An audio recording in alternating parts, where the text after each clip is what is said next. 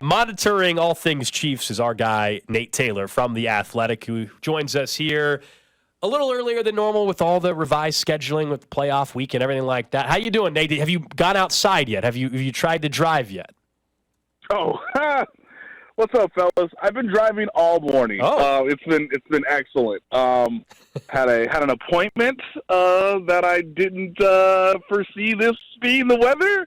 You mean 3 months ago when you booked it, you didn't know it was going to be a snowstorm? Yeah. I didn't know it was going to be a snowstorm. But no, man, I've been fine. The roads are pretty good. Everybody's behaving themselves accordingly. I haven't seen any wild, reckless behaviors behind the wheel of a car. But no, I've been doing all right. I got my coffee, and I'm here at the facility, just eager to see who's going to practice, who isn't going to practice. My assumption is right now that the team is probably going to practice today indoors, since it's still obviously this is the heaviest the snowfall should be this week.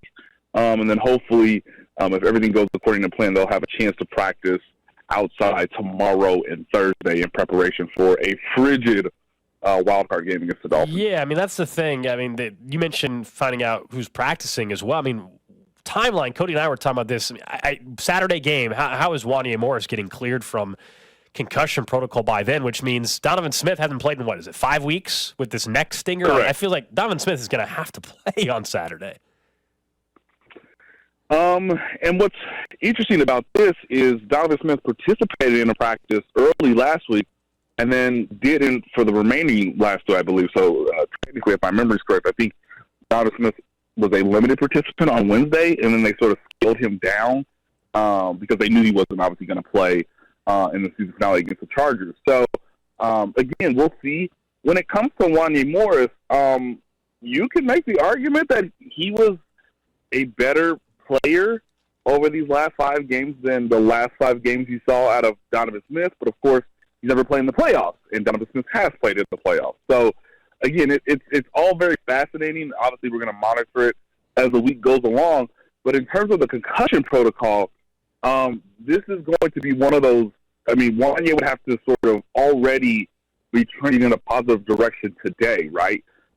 Because you do have to do the on-field activities. Your baseline has to stay, pretty consistent once you're in the protocol. And in order to get out of it, my belief is he would probably have to be cleared on Saturday morning, which means he would not have taken any real reps alongside his teammates, like O'Toole and Creed Humphrey. Like, you can do football activities, but that's usually on an individual basis as you're sort of ramping back up to get clear from the protocol. It doesn't necessarily mean that you are taking your normal amount of reps. So if he was available, if he did clear concussion protocol on Saturday, it'd be one of those unusual circumstances where he really hasn't practiced the way he would normally do in preparation for the most important game of his young professional career. Nate, how big of a deal do you make about the weather thing as it relates to Miami? I mean, we can cite a million different stats. I think they're 0-10 in their last 10 games below 40 degrees. Tua's record isn't good in games below 40 degrees. We used to talk about this a lot with Derek Carr, but how hard is it for a team like Miami, a warm weather team, to come into Arrowhead and play? And I think it's supposed to be minus 10-degree wind chill. Yeah, this is going to be the coldest game I've ever covered, guys. So when you start trying to get your mind right, and look, I know the field has a nice filtration system, right? It's not going to be what it was. And I always like to remind people, go watch the 1995 divisional playoff game between the Chiefs and the Colts. Playing on a sheet of ice. That field is ice, okay? And the fact that they played that game in that condition was one of the reasons. I know the quarterback and the kicker, who shall not be named, played a role. But the field literally played a role because you couldn't move the football in the second half. So, yes, they have heated benches now. Like, there's so much better technology to prepare yourself for this type of environment. But you cannot simulate it in Miami Gardens. You just can't. So, for the Chiefs, they're going to get the advantage because they're going to practice, like I said, either tomorrow or Thursday, in similar conditions. It won't be as cold as obviously Saturday night, but at least they'll be somewhat accustomed to it. And, of course, we've seen Patrick Mahomes play excellent in playoff games where obviously it's cold. Not as cold as obviously Saturday, but we have a track record. There really is no track record for the Miami Dolphins. And what's crazy about all this, too, is I think people are still going to be unconscionably loud because it's the first time Tyreek Hill is walking in that building wearing another team's jersey. So it's not like, there might be some concern about the energy level of the attention of focus if they were going to play the Pittsburgh Steelers, right? Because we've seen that, and they will be playing another backup quarterback in Mason Rudolph, honestly. But because it's Miami, because they played them already this year, I think it's a massive advantage for the Chiefs because all Steve Spagnuolo has to do is take away the first option.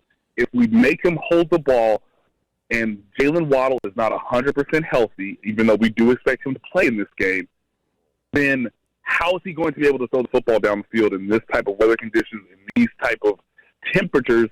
And, one way to negate speed is to play in an ice box. And that's basically what they're going to be in on Saturday. We're talking to Nate Taylor, our Chiefs insider from The Athletic, looking just at Miami and where they're at as a team, too. I mean, you mentioned Waddle already, who's banged up, even if he's trending towards playing. I mean, they lost Bradley Chubb a few weeks ago. They got Jalen Phillips. They also, I think, lost, I don't know what the latest is with Van Ginkel as well, one of their linebackers. Whatever. I mean, this is not the same Miami team, even from just a pure health standpoint. Yeah. And so I know this isn't going to be like a glamorous take, but the player who scares me the most is probably their rookie running back, Achane, because he's healthy, he's very fast, he can catch the ball out of the backfield, and he's not going to be guarded by Trent McDuffie or L'Jarius Sneed the way Tyreek Hill is going to be. So the Dolphins are going to walk into Arrowhead with very limited options, with a quarterback, by the way, who's never played in the postseason. I think that's also something that you have to consider, too, is like you gain experience along the way, and they made the playoffs last year, but because of Tua's head injuries and his concussions, he couldn't be able to play. So you're asking him to go to Arrowhead in freezing temperatures and lead the team, past the first round of the playoffs. But it's hard to do because they don't have the defense that they had, right? I think their defense was really trending in a positive direction. They might not have Xavier Howard for this game. He's their best cornerback, despite Jalen Ramsey getting their Pro Bowl honor because he's Jalen Ramsey, I guess. Jalen Ramsey has not been good this season, guys. I do want to make that very clear. But no Bradley Chubb, no Jalen Phillips, no Van Ginkel. Like, their defense is decimated. So for the Chiefs, it's just a matter of being disciplined with, the lack of penalties. You don't want to have that many penalties to back you up. You obviously want to run the football. This is an Isaiah Pacheco game if there was ever one to have in the postseason. And, don't turn the football over. Like, if you do that, you're going to have chances to move the football on this defense because, unfortunately, they're getting into the playoffs without their nucleus on that side of the football, which, again, puts the burden even more on Tua's shoulders. He's one of the few guys I would actually still ask this about because otherwise I wouldn't even ask the question based on how well they've done this year. But can they stop Tyreek 2 times in a row? I wouldn't normally ask that, Nate, based on how well they've done against pretty much every elite wide receiver this year. Tyreek is an exception because he has an exceptional talent. Yes, but I do think they can, right? And they could at least make it mucky for Tua, right? This is one of those games where if I'm Steve Spagnuolo, I'm leaning heavily in Tyreek Hill's favor, and I'm asking, okay, Jalen Waddle, you're out here. We know you have an injury as well. We know you're not 100%. Go beat us, okay? Who's the Dolphins tight end? Does anybody know? What's his name? Gesicki? No, he's not even there anymore. I don't even know who the hell he is. Not even there. So, can the Dolphins tight end beat us? And again, I think Drew Tranquill has to be on the field all the time because Achane coming out of the backfield, I think, is their best weapon, not named Tyreek Hill. So there's a chance that L'Jarius Sneed with a week off, obviously he had a calf injury that he was dealing with the last time we saw him against the Cincinnati Bengals. You would think that would be, that injury would not be as significant as it was a couple weeks ago.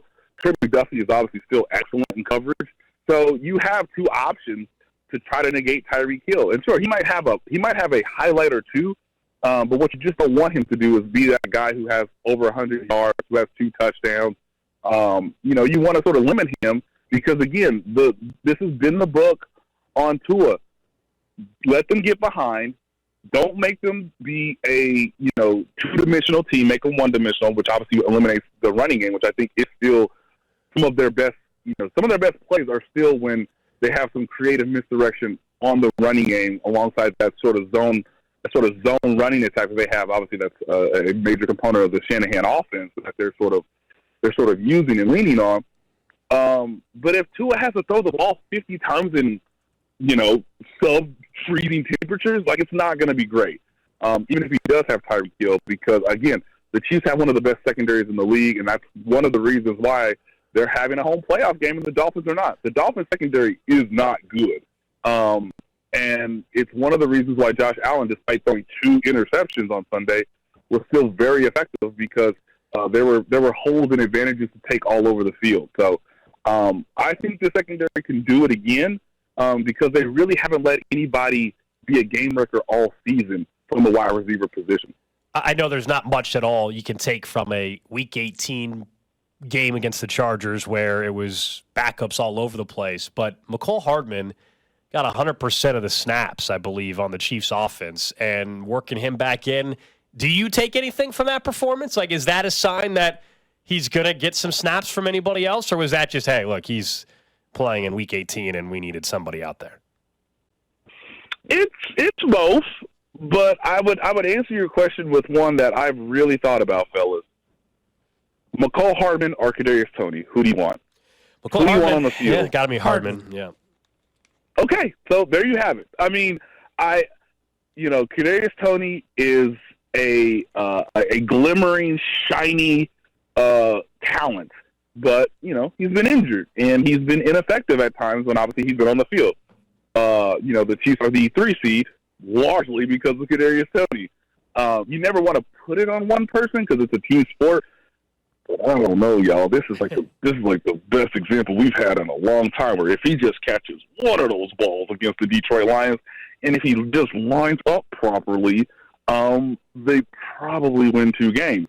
So I do think that the one thing you can take on offense, well, I would say 2 things. It was very nice of them that they got to see what Blaine Gabbert could do in the offense against, NFL-ish competition, right? Just so that he's not coming off extremely cold if he is required to play like we all saw Chad Henne have to do last season in the postseason as well. So I think that's a major plus. And secondly, yeah, they got McCole Hardman in rhythm. They know what routes he can run. They know he has a good relationship with the quarterback. It's one of the reasons why they traded for him. And right now he's healthier, more reliable, and honestly more efficient than Kadarius Toney. So I do think McCole Hardman is your 5th receiver for this game. You still have Justin Watson. You still have Marquez Valdes-Scantling, Rashee Rice. Obviously, Travis Kelce's your number 1 sort of pass catcher. And you can sprinkle in Justin Ross if you would like. But I do think there's a role for McCole Hardman because at least it forces the defense to honor his speed. And you can either use that as a decoy or you can use that to sort of stretch the field horizontally just as much as vertically with obviously the jet sweeps, the counters, the end arounds. Obviously, he can line up in the backfield if you would like. He can kind of do some things that Jerick McKinnon can do if Jerick McKinnon is not available for this game, that being McCole Hardman. So he played well. I know he had a couple drops against the Chargers, but again, that's a little bit of working with Blaine Gabbert and just trying to get back into the feel of you're playing every snap. So it's a good experience. And I do think he's earned a role for this game if the Chiefs need him on a critical 3rd down or if they need him for some creativity in the red zone. Last thing for me, Nate, since I think Andy Reid will probably get asked about it anyway, Mike Florio once again floating out the possibility of the end of an era for Andy Reid. I've never gotten a sense that he was close to the end. Do you think he is? What's that man going to do? What is he going to do? I don't know, man. He'd get bored real fast. What you gonna do, Coach? Coach, this is all you know, Coach. I'm sorry. Does Andy Reid still work with the most talented quarterback in the league? No. I have heard. I mean, I have not heard anything to suggest that Andy Reid is, considering retirement. I think Andy Reid is an optimistic but also a realistic person in understanding that, sure, he's got a nice contract. He's got a nice job. They continue to win. He's got much of the personnel in place. Now, that may be disrupted a little bit because guys like Brent Tillis and Mike Berganzi, hell, who knows? They may get plucked for once, finally, by another franchise. But for the most part, things are in place for stability and success. Andy Reid's health has not really been an issue this season. I like to remind people, too, that it was coming off of last training camp where we sort of knew that he had another, sort of lower body procedure. He wasn't walking around as great. He was sort of trying to, get 100% healthy. It hasn't. Obviously, there was a whole COVID scare based on people of a certain age, and he's obviously fit that category. But this year, there really hasn't been any health issues that I can tell or that anyone has, sort of explained to me in the organization. So I think he'll be the coach next season. Yeah, I don't know. I mean, again, I'm a respectable journalist. I try to give people plenty of respect and understand that we have a difficult job from a communication standpoint because, we're asked to communicate in the best way possible in a speedy manner, right? We don't always get the amount of time we want. So I'm not necessarily questioning Florio, but I kind of am. And I think last year with Jay Glazer was a great example, guys, where Jay Glazer asked him, and Andy was like, dude, he was like the 40th, 50th, 60th person to ask me, how long am I going to keep doing this? I was like, I don't know. Maybe this is it. He's like, He finally folded, and Jay Glazer was like, we got him, Whereas you would normally say, hey, let's have another follow-up. Let's are you sure? What are you exactly saying, Andy? But so in some cases, it's like, hey, Jay Glazer wasn't wrong because Andy Reid told him something, but also he wasn't right because Andy Reid wasn't definitive. So it's all conjecture and hilariousness and silly. It's not even a storyline. That's the best part. If this was an interesting storyline, I mean, okay, but you guys are right. Maybe someone will ask it. I won't because I'm with Andy every day, and I mean he loves this. And again, I have no idea what he would do if he wasn't coaching in the NFL, and he's one of the best coaches in the league. So he's got the job he wants. So I mean, obviously it's up to him and his prerogative, but I don't see it, fellas. All right, we will not be listening to Nate Taylor at 11:45 ask Andy Reid that question. Nate, appreciate it, man, and we'll check it next week. Hopefully, still talking about this team in the playoffs and maybe heading back to Buffalo. Fellas, there has only been a small amount of stadiums that I have yet to be in, and this is largely because of COVID reasons and just the way the NFL schedule comes out. One of those stadiums is Buffalo. There you go. You're telling me if they win, I get to see Patrick Mahomes' first true road playoff game in the conference be in snowy Buffalo? Sign me up. I'm there. I want to be there so bad. But yeah, hopefully, the season will still continue. I'm sure we'll have plenty to talk about, but I mean, if it's going to be like this on Saturday, how is Buffalo the better alternative in round two? Definitely is potentially the case. Nate Taylor from The Athletic.